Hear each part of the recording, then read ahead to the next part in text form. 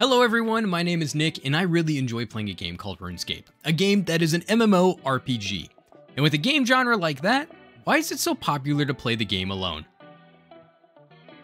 A ton of extremely popular games today have a very distinct break between solo and multiplayer environments. For example, games like GTA, Call of Duty, or Halo have a massive storyline that a ton of people know and love, and a lot of players look forward to the new releases in those series because it has a continuation or addition to that storyline, and it's primarily done solo. Sure, you can have friends join in on that campaign adventure, but compared to the game's multiplayer experience, it's a massive difference. If you want to sit back and watch the cutscenes and learn about the characters in the story that are probably going to die by the end of the campaign, you can definitely do that. Or you can jump into the true multiplayer option, focusing on creating lobbies that run through a set of maps with the goal to win against another team, and you're probably going to spend hours doing that. You just have to select the option in the main menu. But for games in the MMORPG category, and for the sake of this video we're going to focus almost entirely on old school RuneScape, there really isn't a break between solo and multiplayer adventures. You just log in.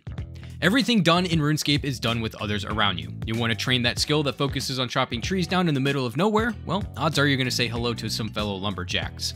Want to grind through a ton of materials and turn that into your new fancy armor? You probably won't be alone at that anvil. Even doing something as banking your inventory with all the goodies from your adventure, odds are you're going to run into another player doing the exact same thing in the same bank space.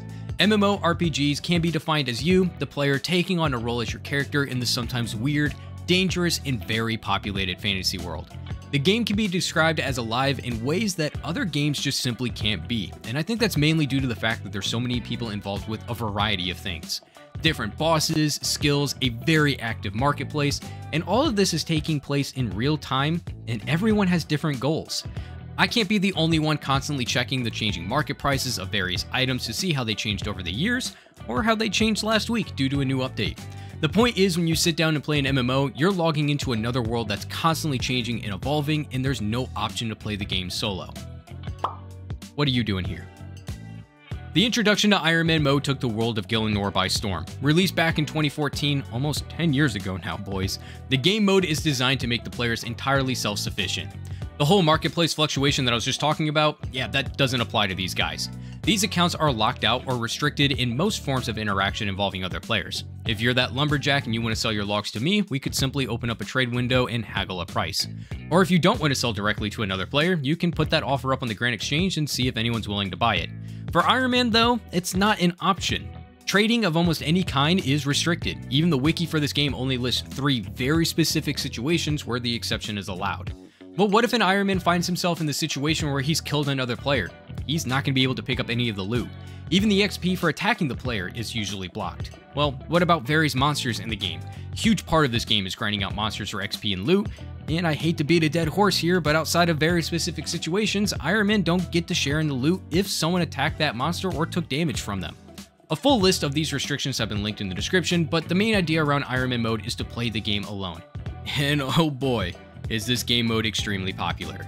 Let's look at RuneScape's population average graph. We only care about this blue line, by the way. If we look at the dates, right around here is where Ironman Mode was released, and as we can see, RuneScape has been flourishing since. Now, I'd be a fool to attribute the success of old school RuneScape to just Ironman Mode. Honestly, the game developers have been absolutely killing it with updates and seasonal events, but I would also be a fool to not give Ironman Mode its credit that it's due. I mean, the game mode is so popular, we have different flavors of Iron Man. Some take the restriction even further and play the game without a bank. Others allow you to form a group between 2 and 5 friends where you take on the alone playstyle challenge together. I know it's a little contradictory there, but I'll admit this game mode is also unbelievably popular. And for real gamers out there, you can play the hardcore version of those modes, where you have all the same restrictions as a normal Ironman or group Ironman, and you make it so you have 1 life. And yeah, that game mode is even more popular.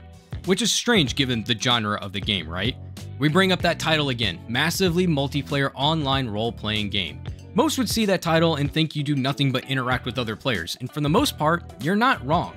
Players are everywhere in this game, and while you're not directly interacting with them, like challenging them to a duel or a trade, you're still in a world with players that exist, can communicate with you, and can still interact with you.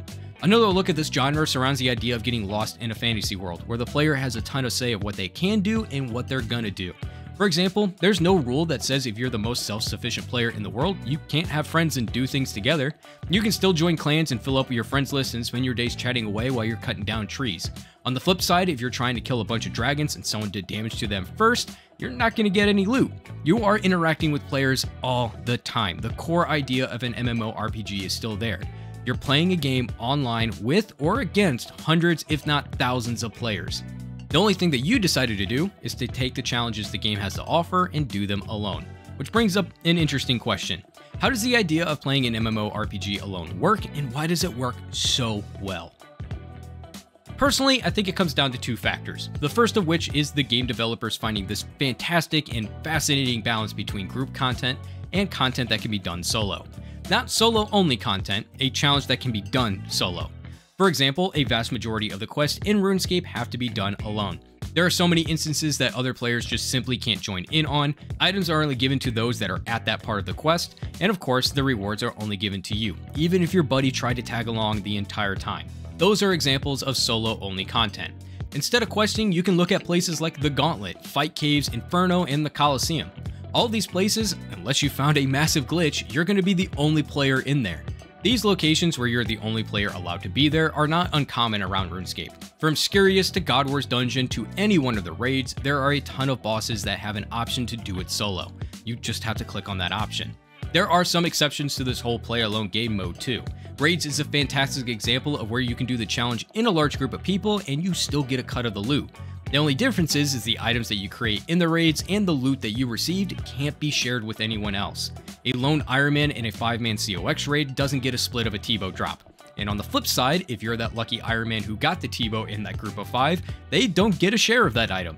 The sharing aspect also drives a ton of main accounts who are able to do the content alone to actually go out and do it alone. After all, that T-bow drop is yours and you can do anything you want with it. As someone who primarily only plays a main account, almost 99% of the time, I'm doing everything solo if I'm able to.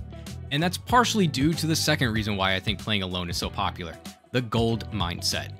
The normal account thought process to almost everything in this game is to do that task faster, more efficiently, and for the best profits, whatever you want that profit to be. Why do the mole when you can do Zora? Why do Zora when you can do Vorkath? Why do Vorkath when you can do Chambers or TOA? You can be doing something better with your time. Not looking for money? Well then why are you using molten glass to train crafting? You have the options of battle staffs after all, which is way faster. Or why are you creating longbows when darts exist? This example and this list goes on and on. As much as it sucks to say, the main accounts focus so much on GP per hour or XP per GP that almost everything you want to do in the game can be questioned. Seriously, the game breaks down into how much fun do you want to have, how much money do you want to get, or how much XP do you need. In Ironman mode, the GP factor kind of disappears. GP is still important to Ironman, don't get that wrong, it's just a fact of the game. For example, if you died, you're gonna spend GP to go get those items back. Or if you're on a crafting grind, you're gonna spend a ton of money getting buckets of sand, and I really hope that trader's a good buddy of yours because he's just gonna delete your cash stack. Gold is still important in a variety of situations, but outside of that small list of examples, the game changes to this need to get GP with everything you do and to buy everything that you want, to grind out a task that gets the items that you want. The question of why do Zora when you can go do Vorkath when you're trying to get a blowpipe and you're an Ironman becomes a really dumb question. There's only one way to get the blowpipe after all. The main account can grind out Vorkath, which is more GP per hour, and odds are can afford the blowpipe much faster than those who are grinding Zora out purely for GP or a lucky drop. Ironmen are forced to take on that grind, and once they have it, they get to keep it. There's no selling items to buy something else. You want that item, go earn it. As a main account, I can't tell you how many times I've sold off random gear just to afford something else. It wasn't that long ago that I sold off my bank to afford the best range set for a single combat achievement. A decision that cost me a lot of money, which was the main thing I was thinking about when I was attempting to do that combat achievement. When you're an Ironman, the goals and grinds that you take on are entirely reliant on you having the gear, the items that you need, and if you don't have it, your goal now is to go get those items so you can complete your main objective. These Ironman grinds also open up a world of content that a lot of normal accounts may never do. An example of this could be the Zamorakian Hasta, a stupid useful item for a lot of accounts out there. It's the third most effective stab weapon and also has a nice crush bonus, meaning it can be used at a ton of places. As a main account, I just bought one when I had the money. Same thing could be said for the Armadillo crossbow and the Bando set. It was years and years later that I even attempted God Wars on the main account, simply because I could grind something else out that was more consistent in GP, and then I just bought the item when I needed it. Ironmen don't get that luxury. If they want the item, they go get it, and there's no shortcuts.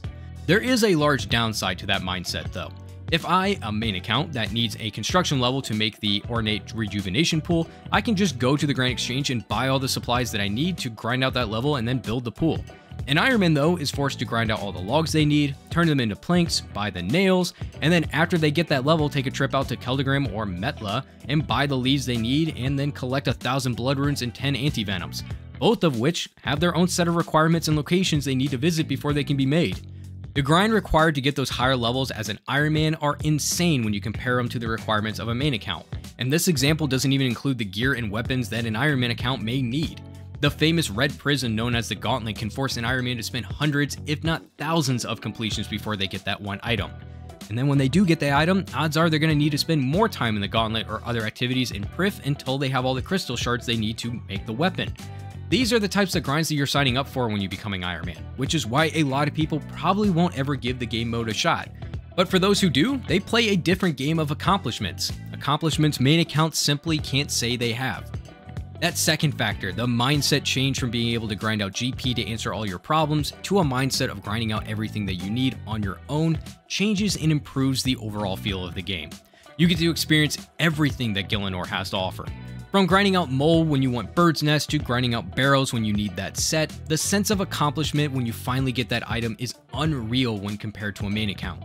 As at the end of the day, when you have a little helmet next to your name and you get to flex the Infernal Cape with your T-bow and Basori's armor, everyone can see the unreal grind that you had to do to get to that point of the game. And you get the added bonus of saying you did it all by yourself. That balance of group content that you're allowed to do and the solo content that you want to do, the flex of never buying an item or a stat, the change in mindset that you have to adopt, and that sense of accomplishment of being entirely self-sufficient is what I think makes playing MMORPGs alone so popular.